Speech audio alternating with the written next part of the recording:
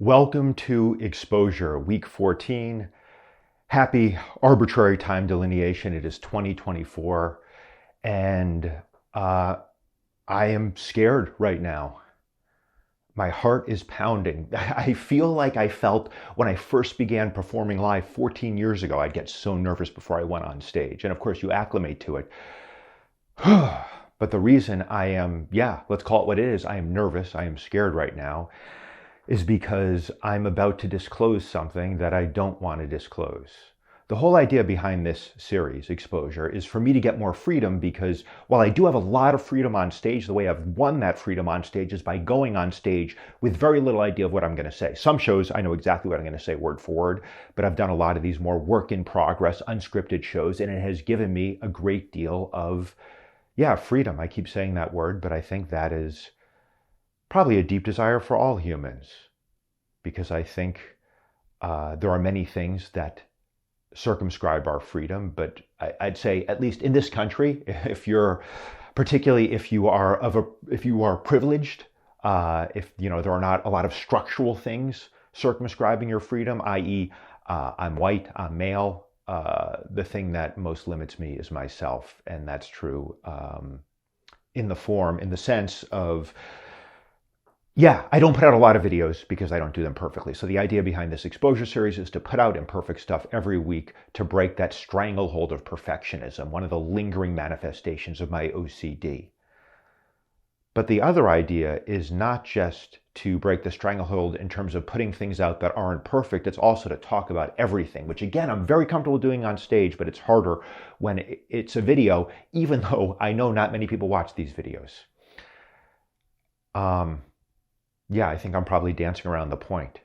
Why am I scared right now? Because I'm going to say something that I have a lot of shame around. So let me just say it. My parents bought me a car. I don't know. I was going to say that doesn't feel good saying that, but actually I've made more peace with it. And I realize how privileged this sounds, of course, how privileged this sounds. I can't even say the word privileged. I'm stumbling over it, which of course is my fear in sharing this, is my fear of judgment. Because I think if I were watching someone, I also sometimes avoid sharing my age. So let me share that. I'm 49 years old. I think if I were watching a 49-year-old saying his parents bought him a car, a part of me would be like, what a loser. And believe me, a big part of me is like, what a loser. So I'm afraid of your judgment. I'm afraid of my self-judgment, and I didn't share this. But it's a story, and I think a pretty good story in some ways. The story, let me just get into it. So my parents' car broke down. I'm spending more and more time in the San Francisco Bay Area. That is really more my home now than New York. So their car broke down. They were going to get a new car, and they said, do you want our old car? We'll pay to have it repaired, and you can take it. And I said, that would be great. I felt a little bit of conflict even about that, because my parents are constantly trying to help me out because they sense that I'm not in the best financial shape, and they're right. But I always refuse. Because I've been able to sustain myself, though it should be said that a large part of how I've been able to sustain myself in recent years is the generosity, bizarrely, of friends, not even very close friends, people who don't know me that well, but in New York and then in San Francisco, I have friends who have apartments that they don't use, or they very, very rarely use. And both of these friends, one in New York, one in San Francisco, let me stay in their apartments entirely for free. They don't even let me pay utilities. So I've been able to sustain myself thanks to that.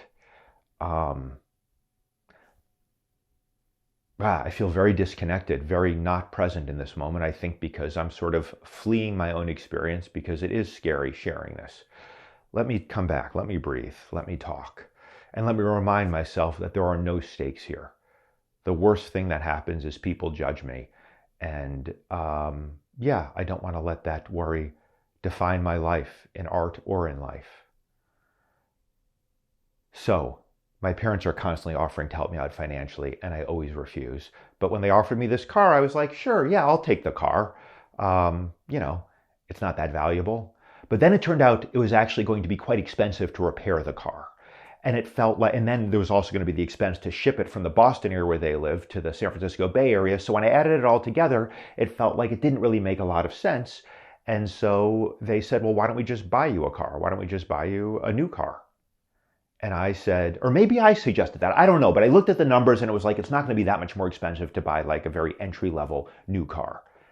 And whoever proposed it, they were more than happy to go along with this plan. And I think that's important for me to note. This is not a financial hardship for them. They want to help me out. So why not let them help me out? But this was back in August. And I've spent a couple of months in the Bay Area since then, but I've continued renting cars. I've avoided getting a car. I feel very uncomfortable right now. All right. Good. That means this is a good exposure. So, yeah, not so much uncomfortable, just very dissociated. But that's okay. So I avoided it.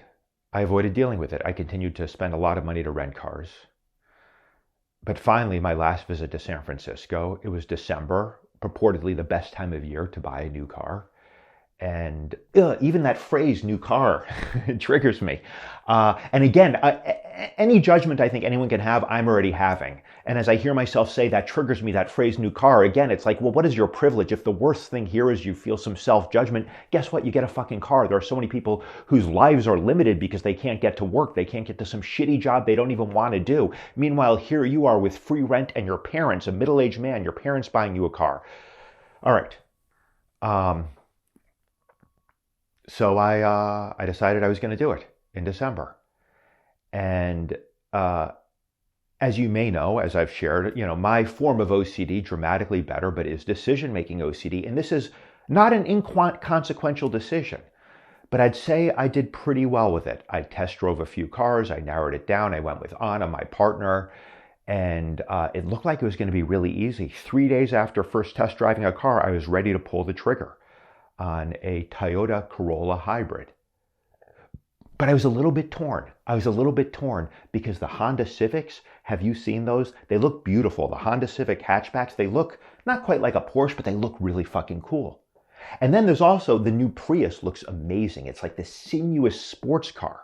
A beautiful, beautiful piece of engineering. And I'm not like a car person, but look at the new Prius, the brand new Prius. It is gorgeous. I'd say one of the most beautiful physical objects I have beheld. And so I started thinking, well, it's a little bit more expensive, but they have the money and they want to buy me a car. Why not spend a little bit more to get a car that I really like? But feeling like, yeah, I do have some discomfort around this already. So let me get the cheapest, decent car. And, but I started spiraling as the decision got closer. I really started spiraling. I ruled out the Prius because it felt indulgent. It felt like, well, the Corolla Hybrid is basically the same car, but it's significantly cheaper. It just doesn't look as cool. But between that and the Honda, effectively the same price. See, the Corolla Hybrid gets a lot more gas mileage.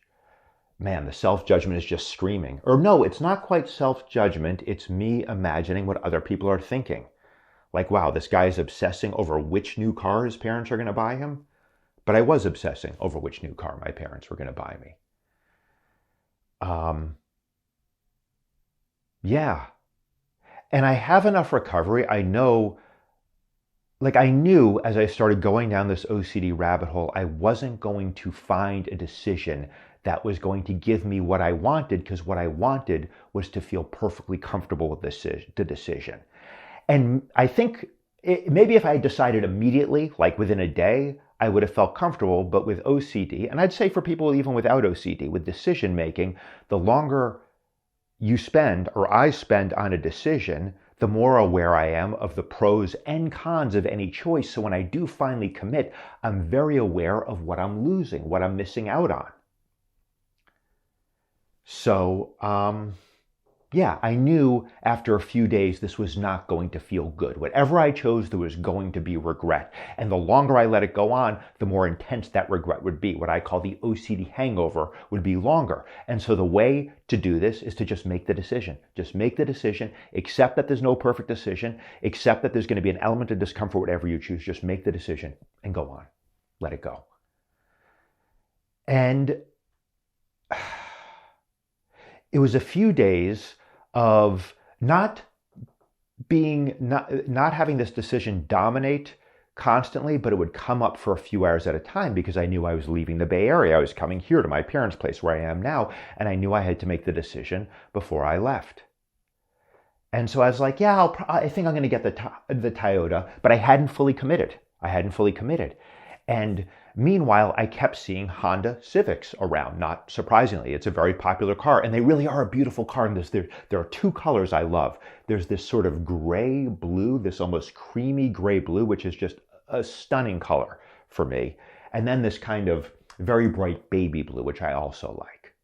But how much should I really weight the physical appearance of a car? Like, what is that ultimately worth? It gives me some sort of unquantifiable pleasure looking at it, but ultimately the Toyota has significantly better gas mileage. It actually was going to be slightly cheaper. I'd negotiated a very good deal, though I hadn't pulled the trigger on it. So I should probably get that one. But still not making the decision. And then I realized there was an issue with the seats in the Corolla, potentially. So I was renting a Prius at this point, and the seats, the driver's seat was very uncomfortable, uniquely uncomfortable, I would say. I have rented dozens of cars in recent years, and I've never noticed the seat, but I was very much noticing how uncomfortable the seat is on this Prius. And presumably the seat on the Corolla was going to be quite similar. Like really, I'd be going for even short drives and my ass would just be aching in a way I'd never had before with a car. But this is suspect because I'd been renting this Prius for like 3 weeks. And the incredibly uncomfortable seats, somehow I hadn't even noticed it until I started considering a Corolla. It hadn't bothered me before. This is one of the very tricky things about OCD is that at some level, you can't even trust the physical data your body is giving you. And I can understand it. Like, I don't have checking OCD, but I can understand people who, they're not sure if the stove is off and they look at the dial and it looks like it's off, but they're not totally sure. Is it exactly vertical? And in my case, it was like, okay, my ass is unquestionably hurting right now in this car seat in a way I've never noticed before. Yet, I didn't register discomfort at all before I considered buying a car. So I think I just can't really trust this. It's a bizarre thing, but I think I can't really trust it.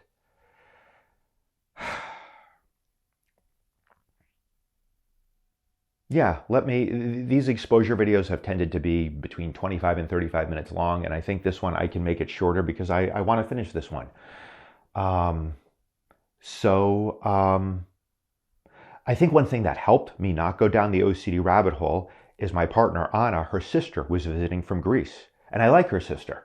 Her sister doesn't have perfect command of the English language, but I like her. And it was fun hanging out with them both. So I wasn't letting it dominate, but it was flaring up more and more. And then I became aware about 2 days before I was leaving the Bay Area of what really was at the root of this problem, which was this deep feeling of discomfort that my parents were buying me a car and this feeling of unworthiness, of being undeserving. Because of course I am undeserving. I think the whole concept of being deserving or undeserving is just that. It's a concept. It's a mind game. Are civilians who are having their entire extended families murdered in Gaza, do they deserve that? Or, let me stay out of the political realm here, are families who are kidnapped and murdered by Hamas deserving? I mean, the idea of I like to believe in a just universe. And in fact, I think that's the title or the name of a psychological phenomenon. I think it's called the just universe hypothesis or just universe delusion. But the idea that we want to believe in justice because, of course, we want to believe that we have some control over our lives. If we inhabit a just universe, that implies that if we do things right, good things will happen. It also absolves us of feeling bad for other people where bad things happen because maybe it's their fault. But of course, anyone who pays the slightest bit of attention realizes that that's bullshit. Terrible things happen to wonderful people, wonderful things happen to terrible people, and I would actually go a step further and say that categorical idea of people being wonderful and terrible is itself bullshit. But clearly, there are a range of actions people take. I think we would generally agree that Hitler chose actions that we can condemn, where Mandela chose actions that we would generally praise. But that's actually a good example. Mandela, how long did he spend in prison? Yeah, So, so I don't deserve this. I don't deserve this. I don't deserve having my parents buy me a car. There's no way you can convince yourself you deserve that without being delusional. I also would say I don't not, yeah, deserving, it just doesn't, it's meaningless.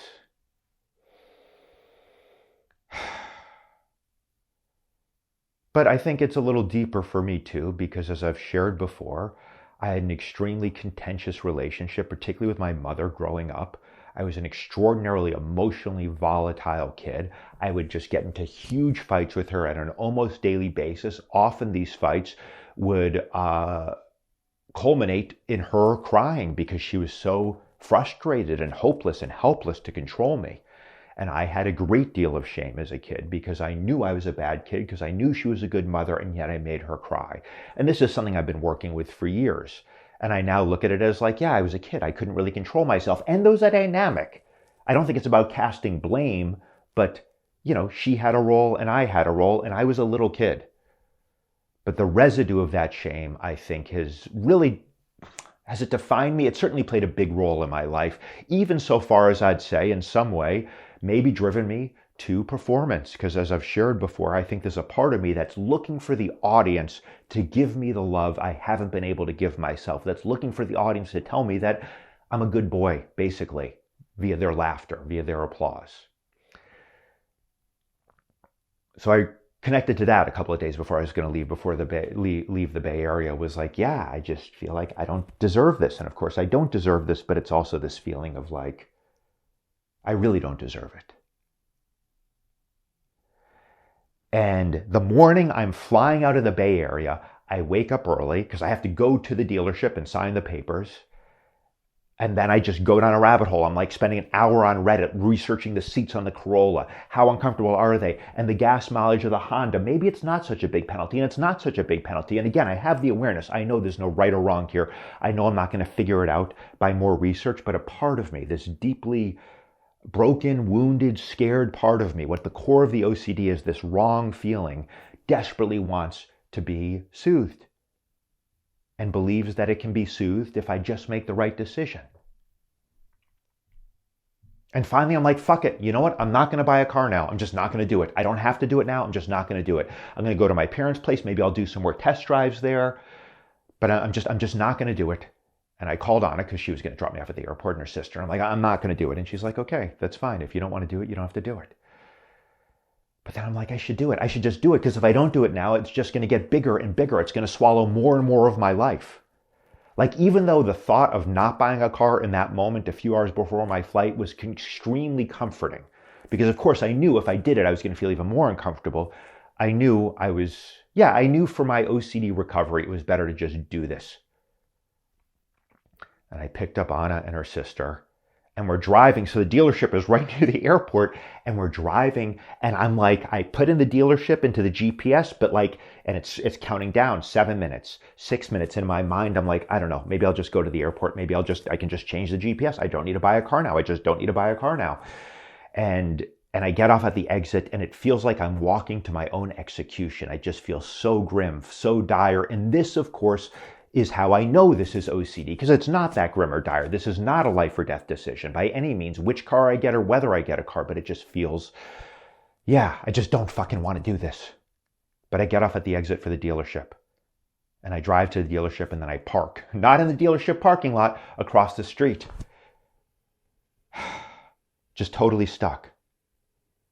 And Anna's sister she says something helpful. She says, you know, when I think about making a decision and then I don't do it, often I regret that. And both Anna and her sister, they're supportive, and they're also not pressuring me. And I think about recovery. OCD recovery is kind of like, well, in this moment, what is the reality? The reality is I'm parked across the street from the dealership. I have a car waiting for me. I've agreed on the price. Just walk in and do it. And so I do. The three of us walk in. They show me the car, my car. And I like the way it looks. And Anna's like, you're crazy. This is a beautiful car. We take it for a test drive around the block. I try not to obsess about the cabin noise in the car because that was one of the other obsessions, is the Honda quieter, or the Mazda 3 is supposed to be quieter, but that doesn't get great gas mileage, but it's because it has a more powerful engine, which is more fun to drive. But no, I'm not going down that rabbit hole. I'm just going to see this through. And as we start the process of signing papers, I feel giddy. I feel good. I'm like, yeah, this is fine. This is good. And it's a crazy rush because I get to the dealership like an hour and 10 minutes before my flight. And I always cut it close on flights, very, very close. And this is one, literally, I'm signing papers like 35 minutes before my plane leaves, though the airport is very close. And I'm rushing. I'm not reading any of the papers, by the way. I'm like, they could be like putting all sorts of shit in this contract. I'm not even looking at the numbers, but I just have to put an end to this. I just have to get this done. And a part of me, even as I'm signing the papers, is like, you can get up and walk out right now. That'll feel, but no. And I just do it and I feel good. I feel good. It's done. It's done. It's done. And driving the short drive from the dealership to the airport, I try not to register the Hondas I'm passing and the Mazdas I'm passing and how beautiful they are. And we see one of the new Priuses. I mean, just a gorgeous car. But no, this is good. This is good. And I get to the airport and I barely make my flight and we take off. And I feel the relief I always feel when I barely make my flight, which I'm aware is part of the reason I do cut it so close, is an odd sort of optimization. When you barely make a flight and then you make a flight, there is absolutely a high, and I'm enjoying that high, but it also feels like kind of a cracked out high, an uncomfortable high. And because, the car thing is there. And as soon as that high fades, I just am like, why did you buy that car? Why did you let your parents buy you a car? Like, no, you could have just kept renting cars. It wasn't a big deal. This wasn't a problem that needed to be solved. It just feels so wrong.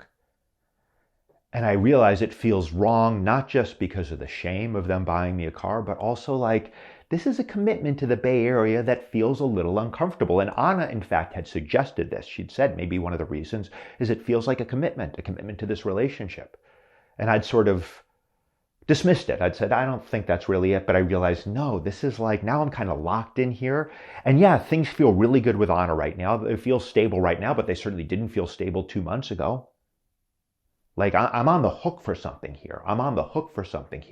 And then my mind goes to, yeah, and the Honda is a beautiful car. If you're going to be driving this thing for 10, 15, 20 years, why not get a car that kind of gives you a visceral little thrill looking at it? It's like my mind is going through all the reasons why it's wrong, but I don't go down that rabbit hole. Years ago, when I was earlier on with my OCD recovery, I would have engaged those thoughts. Those thoughts pop up, but I just let them go. And what I do is the thing that I know gives me the most freedom, which is the opposite of what the OCD wants me to do. The OCD wants me to go into thoughts in the hope of fixing this wrong feeling in my body, in my chest. A feeling that, by the way, I would say feels like heartbreak. It's very interesting, and I haven't heard anyone else talk about this with OCD, and I should do some videos on this because it's been tremendously helpful for me to really tune into the specifics of the feelings. And what I've found is when I'm contemplating making a decision, should I get this or that, the feeling is fear, deep fear. But once I make a decision, it's heartbreak. It feels like it's mourning. It feels like it's loss, which I guess isn't surprising because I am mourning something. I'm mourning that I didn't get the Honda or the Prius or the Mazda. And I'm mourning that I let my parents buy me a car and that doesn't feel comfortable. And I'm mourning the fact that I'm in a financial position that was a really, really, that was essential. I could have kept renting cars, but But what I do on the plane is I just really go into those feelings. I embrace them. I love them. I really try to send them love and appreciation. I know this is how I get freedom. And it hurts. The whole plane ride, I'm in a great deal of distress. But again, not thinking, just physical, emotional distress. There's just deep, deep pain in my heart. It just feels very, very, very, very wrong. And I know intellectually it will pass. And I also know that by feeling this pain, I am getting more freedom. But in the moment when the pain is so, so, so intense, that thought doesn't console at all. And I land, my parents pick me up, And I want to say something about how, like, I told my mom I'd gotten the car, that I shouldn't have gotten the car, but that too is an avoidance thing, saying I shouldn't have done it. It's kind of putting it on them and hoping that they'll reassure me.